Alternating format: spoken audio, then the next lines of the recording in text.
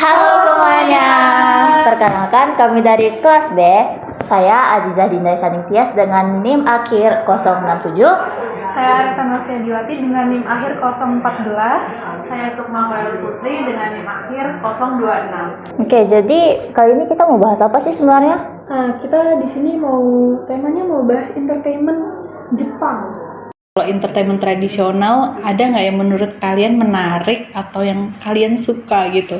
Kalau dari aku, ini mungkin kalian juga bakal tahu karena ini khasnya Jepang. Apa itu? Geisha. Nah, tapi kan kebanyakan orang tuh tahu tentang geisha, tapi nggak banyak yang tahu tentang Maiko. Kalau Maiko itu dia masih belajar untuk jadi geisha, sedangkan geisha itu sudah profesional gitu. Gitu. Tapi nggak cuman dari itu doang perbedaan mereka, bahkan dari mungkin sekilas kalau kalian bisa melihat mereka ya, kalau misalkan nanti kalian ke Jepang melihat mereka itu kelihatan mungkin mirip mereka penampilannya, tapi sebenarnya ada detail-detail yang membedakan, mulai dari rambut, pakaian, bahkan dari makeup mereka juga berbeda. Terus kalau geisha itu tugasnya ngapain sih? Kalau geisha itu dia tugasnya, jadi di Jepang tuh suka ada upacara ini kan, minum teh. Oh iya. Nah itu biasanya geisha diundang buat meramaikan acara. Mereka juga nari tarian tradisional Jepang, Nihonbuyo. Oh, Nihonbuyo. Aku sempet baca-baca tentang Nihonbuyo. Jadi Nihonbuyo itu kalau diartiin ke bahasa Indonesia itu artinya itu tarian Jepang. Nah, jadi Nihonbuyo itu ditampilin di panggung teater. Nah, penarinya itu pakai kimono dan bawa properti-properti kayak kipas atau payung gitu. Nah, terus kayak di Nihonbuyo itu ada dua peran. Peran yang pertama itu kan tachiyaku atau kayak peran laki-laki. Nah, yang kedua itu onagata atau peran perempuan. Nah, walaupun peran ini namanya itu sesuai genre gitu, tapi semua pemain tuh bisa nampilin peran ini. Nah kalau kamu sendiri Uji, ada nggak kayak hiburan tradisional Jepang yang menurut kamu unik banget? Kalau aku sih ada entertainment tradisional yang namanya Noh. Nah, jadi itu tuh dia sama aja kayak teater musikal, tapi dia tuh bukan cuma dialog-dialog saja, tapi ada iringan musiknya, kayak ada shamisen gitu, alat musik Jepang, dan tariannya juga, ada nyanyiannya juga.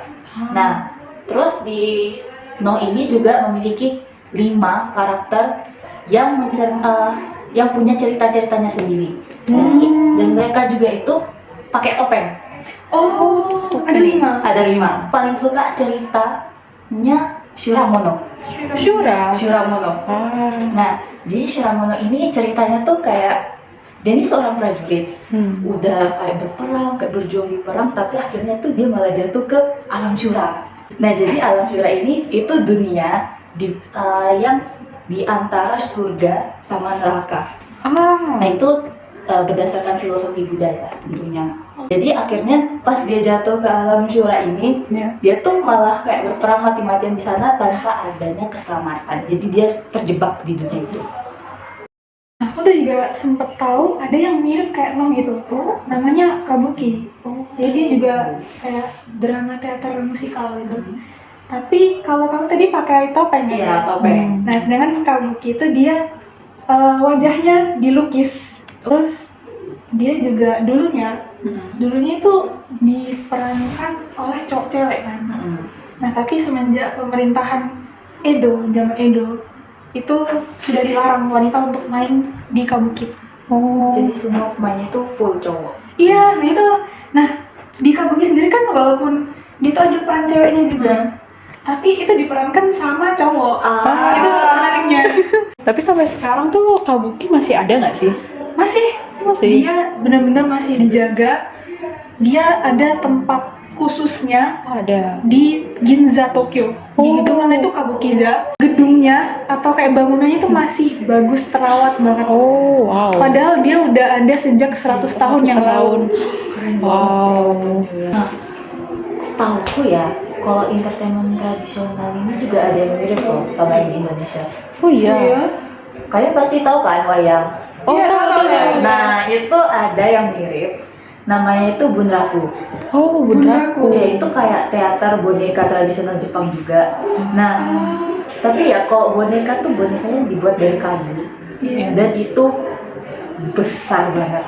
Oh. Jadi kayak sampai semeter gitu, kayak ukuran manusia. Nah, karena dia ukurannya besar kan nggak mungkin punya satu orang dalam juga kan. Nah, jadi itu harus ada lebih dari satu orang. Biasanya nyampe 3 orang yang menggerakkan boneka itu. Nah, kalau Sukma ada nggak entertainment tradisional Jepang yang unik menurut kamu? Ada. Jadi menurut aku yang entertainment tradisional Jepang yang menarik banget nih ada 2. Yang pertama tuh namanya Rakugo. Iya. Rakugo itu dia stand up komedi tradisional Jepang gitu. Terus yang kedua itu Kodan namanya. Jadi Kodan tuh dia nyeritain tentang hal-hal yang berkaitan dengan sejarah gitu.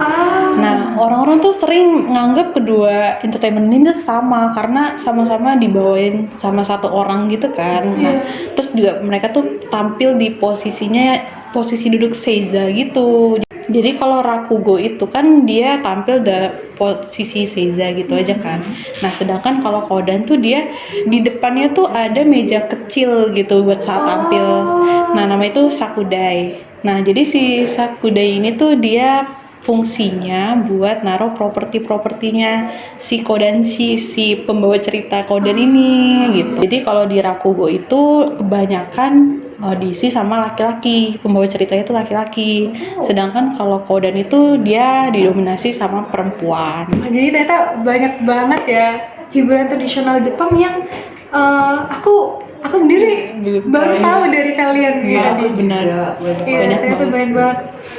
Ya, tapi sayangnya podcast kita harus kita akhiri karena waktunya sudah habis. Ya. Sampai jumpa lagi.